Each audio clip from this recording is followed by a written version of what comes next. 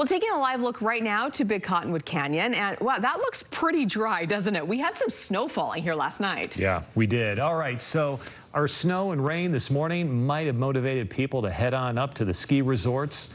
And it looks that way, right? Yeah, we got just enough snow to activate the traction law up in the canyons. That means drivers who have not been up there in a while are getting a refresher course on what is actually required here. News specialist Brian Carlson is at the mouth of Big Cottonwood Canyon with our story.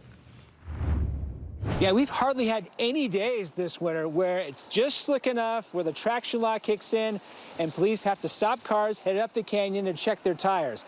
And a few drivers a little surprised to see it today.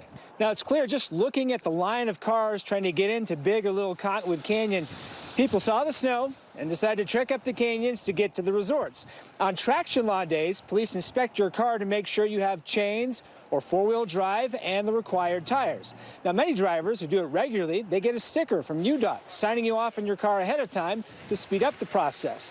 Cottonwood Heights police, who inspect those cars headed up Big Cottonwood Canyon this morning, say today was relatively smooth compared to really busy days, but the weather did catch some drivers off guard. Everybody gets up to the mouth of the canyon, and we have a little bit of rain that comes down, and so they look at the roads and they're just wet.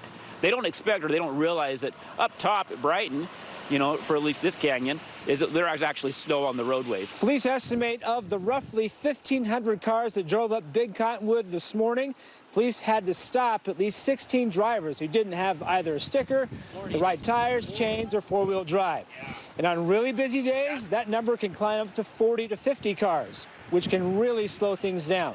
So if you don't want to have to get stuck here at the mouth of the canyon and wait in line, UDOT is doing free tire inspections for their sticker program now through the end of the month. We have a link with the information you need to connect there on our website at KSLTV.com.